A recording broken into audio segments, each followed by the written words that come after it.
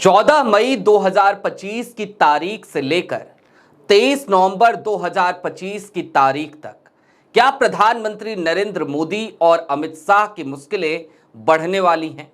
और यह सब कुछ इस वजह से होने वाला है क्योंकि अब सीजेआई की कुर्सी पर वो शख्स बैठने जा रहा है या फिर आज की तारीख में उसकी ताजपोशी हो गई, जो शख्स एक अलग सी विरासत समेटे हुए है। वो देश का पहला बौद्ध चीफ जस्टिस है।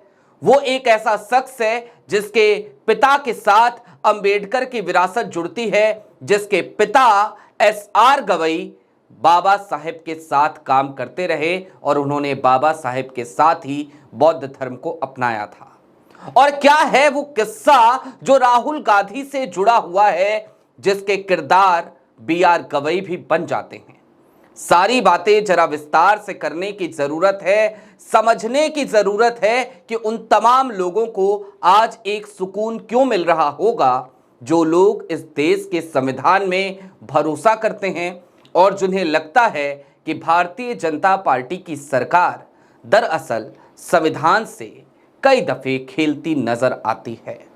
नमस्कार, मैं स्वप्निल और आप मेरा यूट्यूब चैनल देख रहे हैं। मुद्दा पर आजकल आपसे मुलाकात नहीं हो पाती क्योंकि 14 दिनों का बैन लग चुका है। जाहिर सी बात है, आवाज पसंद किसे आती है, सवाल भला किसे नहीं चुभते। तो ऐसे में तरीका और तरीकेकार यही तो हो सकता है कि आवाजों को यूं बंद कराने की कोशिशें की जाए, लेकिन हम जब तक जमीर जिंदा है तब तक बोलते रहेंगे। मुद्दा पर 14 दिन बाद बोल पाएंगे, लिहाजा इस चैनल के साथ आपसे जुड़ रहे हैं। एक अपील भी है, अपील महज इतनी कि ऐसे वक्त में जब मुद्दा पर 14 दिन का बैन हो और मुद्दा के बैंक अकाउंट्स को पहले ही फ्रीज किया जा चुका हो, तो आपकी जिम्मेदारी बनती है, यदि आप चाहें तो छोटी छोटी मदद जरूर कीजिएगा। अब आगे बढ़ते हैं। सबसे पहले तो नए सीजेआई बीआर गवई साहब को उनकी ताजपोशी पर बहुत बहुत बधाई। ये देश आशान्वित है, उम्मीद है उसे बीआर गवई से, क्योंकि कई मामले इस वक्त सुप्रीम कोर्ट में हैं। चाहे वो सुशांत सिंह राजपूत का मामला हो, एक्टर अभिनेता सुशांत राजपूत, उनका मामला आईटी एक्ट से जुड़ा हुआ, या फिर कि मामला हो चुनाव आयुक्तों की नियुक्ति का, या फिर कि मामला हो वक्फ संशोधन बिल का। लेकिन इन सब पे क्या करेंगे बीआर गवई, ये सब कुछ भविष्य के गर्भ में है। शुरुआत तो एक ऐसे किस्से से करना चाहूंगा जो किस्सा अपने आप में बड़ा मजेदार किस्सा हो जाता है। जी हां, ये किस्सा है राहुल गांधी से जुड़ा हुआ, जिसके किरदार जस्टिस बीआर गवई बन गए थे, जो अब चीफ जस्टिस ऑफ इंडिया हैं। आपको याद होगा मोदी सरनेम मामला, राहुल गांधी की सांसदी छिन गई थी। गुजरात के निचली अदालत से एक फैसला आया था और मानहानि के मामले में अधिकतम सजा राहुल गांधी को सुना दी गई थी। उसके बाद मामला गुजरात के हाई कोर्ट में पहुंचा और जब हाई कोर्ट में यह मामला पहुंचा तो हाई कोर्ट से भी राहुल गांधी को निराशा हाथ लगी। लेकिन राहुल गांधी जब सुप्रीम कोर्ट पहुंचे तो यह मामला मिला बीआर गवई की बेंच को, और बीआर गवई ने सीधे तौर पे उस समय बड़ी ईमानदारी का परिचय दिया था। उन्होंने दो टूक एक बात कही थी। उन्होंने पेशकश करी थी कि वो राहुल गांधी के इस मामले से खुद को अलग करना चाहते हैं। लोग सोचने लगे कि आखिरकार बीआर गवई ऐसा क्यों कह रहे हैं, इतना हाई प्रोफाइल मामला है, इतना बड़ा मामला है, बीआर गवई क्यों कह रहे हैं कि वो इस मामले की सुनवाई नहीं करना चाहते, इस मामले से खुद वो हटना चाहते हैं। तो फिर बीआर गवई ने जो जवाब दिया, वो जवाब दरअसल तारीख में लिखा जाना चाहिए और बताया जाना चाहिए इस देश को कि देखो, आज की तारीख में भी जब कई बार कुछ लोग न्यायपालिका पर सवाल उठाते हैं, उस वक्त भी न्यायाधीश की कुर्सी पर कुछ ऐसे लोग बैठे होते हैं जिनकी अंतरात्मा उन्हें रोकती है, टोकती है। बीआर गवई ने दो टुक शब्दों में यह कहा था, यह बताया था, अपने पारिवारिक पारिवारिक इतिहास की बात की थी और कहा था कि मैं इस मामले से इसलिए अलग हो जाना चाहता हूं ताकि कभी कोई ये ना कहे कि ये कॉन्फ्लिक्ट ऑफ इंटरेस्ट का मामला था, क्योंकि मेरे पिताजी कांग्रेस से जुड़े रहे हैं। अब बी.आर. गवई के पिता एस.आर. गवई के बारे में थोड़ा सा जान लीजिए संक्षिप्त तौर पर। एस.आर. गवई दरअसल ये केरल के राज्यपाल रहे, बिहार के राज्यपाल रहे, गवर्नर रहे, लेकिन इन्होंने एक पार्टी की स्थापना भी की थी आरपीआई की, और साथ ही साथ ये राज्यसभा पहुंचाए गए थे कांग्रेस की मदद से। ऐसे में बी.आर. गवई को यह लग रहा था कि यदि वो राहुल गांधी के इस मामले की सुनवाई करेंगे तो निश्चित तौर पर उनकी जो पारिवारिक विरासत है वो कहीं ना कहीं आड़े आती हुई नजर आएगी, ऐसा लोग ना सोच लें।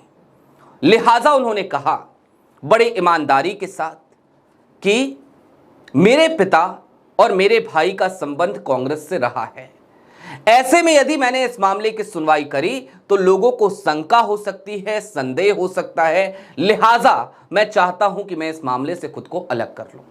दोनों पक्षों से बात की गई उसके बाद, और दोनों पक्ष इस बात पे तैयार हुए कि बी.आर. गवई जो इतनी ईमानदारी से, जो इतनी खुलकर ये कह सकते हैं, अपने इतिहास पे बात कर सकते हैं, जिनका अपना पारिवारिक विरासत ही बाबा साहेब भीमराव अंबेडकर से जुड़ी हुई हो, भला ऐसे जज की बारगाह में यदि कोई मामला जाएगा तो उसे न्याय के तराजू पर ही तौला जाएगा, और फिर दोनों पक्ष राजी हो गए। बी.आर. गवई ने उस मामले की सुनवाई करी थी।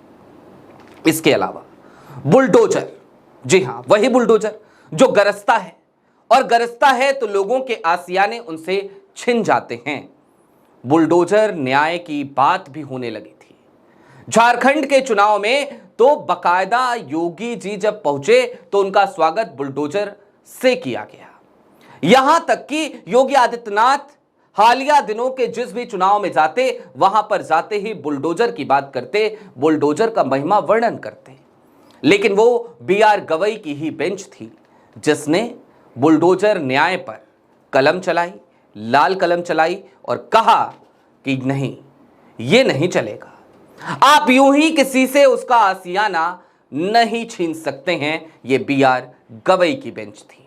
और इसके साथ ही साथ एक मामला और, जिस मामले का जिक्र किए बिना तो दरअसल कुछ बी.आर. गवई के बारे में समझा ही नहीं जा सकता, और वो मामला है इलेक्टोरल बॉन्ड का। जी हां, इलेक्टोरल बॉन्ड के मामले की सुनवाई chief justice of India D.Y.. Chandrachud की जिस बेंच ने की थी, उसके एक अहम सदस्य रहे B R. Gavai, justice B R. Gavai, जो अब सीजेआई हैं। अब ऐसे में मैंने क्यों कहा कि आज की तारीख यानी 14 अप्रैल 2025 की तारीख से लेकर 23 नवंबर 2025 की तारीख तक मोदी सरकार, भारतीय जनता पार्टी की सरकार और भारतीय जनता पार्टी के कई नेता और सांसदों की नींद रह रहकर उड़ती रहेगी। एक संकेत दिया बी.आर. गवई ने हालिया दिनों में, एक बार नोटिस ना कर पाए लोग तो दूसरी बार फिर दे दिया। आपको याद होगा, नहीं याद तो हम बता देते हैं।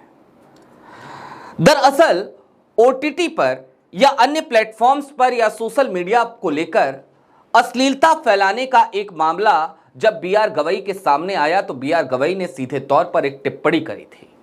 बी.आर. गवई ने कहा था कि हम पर तो यूं ही आरोप लगाए जा रहे हैं कि हम अतिक्रमण कर रहे हैं दरअसल चुनी हुई सरकार के अधिकारों का। और ये बी.आर. गवई ने 2 बार बोला। ये ताना केंद्र की सरकार को 2 बार मारा गया, और दोनों बार बी.आर. गवई की तरफ से। आपको याद होगा हालिया दिनों में निशिकांत दुबे का वो बयान, आपको याद होगा जगदीप धनखड़ का वो बयान, जिसमें जगदीप धनखड़ साहब ने तो यहां तक कह दिया था कि संसद ही सुपर है। हालांकि बी.आर. गवई के इन बयानों के बाद सीजेआई संजीव खन्ना की तरफ से एक अनुस्मारक भी जारी किया गया, और उस अनुस्मारक में सीधे तौर पर यह नसीहत दे दी गई जगदीप धनखड़ साहब को भी और उन तमाम लोगों को भी जो संसद को सर्वोच्च मानते थे दरअसल सुप्रीम कोर्ट ने सीधे तौर पे कहा कि सर्वोच्च तो सिर्फ और सिर्फ संविधान है और संविधान के तहत ही न्यायपालिका के भी अधिकार है, कार्यपालिका के भी अधिकार है, विधायिका के भी अधिकार है। लिहाजा ये बात बेमानी हो जाती है कि संसद सुपर संसद है और न्यायपालिका उसके कामों में हस्तक्षेप नहीं कर पाती, नहीं कर सकती, क्योंकि सुप्रीम कोर्ट या फिर न्यायपालिका जो कुछ भी करती है वो संविधान द्वारा प्रदत्त अधिकारों के जरिए ही करती है। अब आज के दौर में जब बात ये होने लगी है कि संविधान पर खतरा मंडरा रहा है, उस वक्त पे बी.आर. गवई का सीजेआई की कुर्सी पर बैठना उन तमाम लोगों को सुकून तो देगा ही जो मुक्त आवाज चाहते हैं, जो जिंदा लोकतंत्र चाहते हैं और जो चाहते हैं कि इस देश का संविधान बाबा साहेब का संविधान ही अमर रहे। लिहाजा एक बार फिर बहुत बहुत बधाई देश को भी नए सीजेआई के लिए और नए सीजेआई को भी उनकी ताजपोशी के लिए। चलते चलते फिर वही अपील, जाहिर सी बात है नया चैनल है, सब्सक्राइबर्स की संख्या बहुत कम है। चैनल पे नए हो तो सब्सक्राइब कर लीजिएगा और यदि सक्षम हो तो आज की तारीख में हमें आपकी मदद की ज़रूरत है, जरूर कीजिएगा। 14 दिनों तक का बैन था, अभी 5 दिन उसमें बीत चुके हैं, 9 दिन और बाकी हैं। 9 दिनों बाद मुद्दा पर भी मुलाकात होगी, लेकिन यहां पर भी मुलाकात अब लगातार होती रहेगी। शुक्रिया।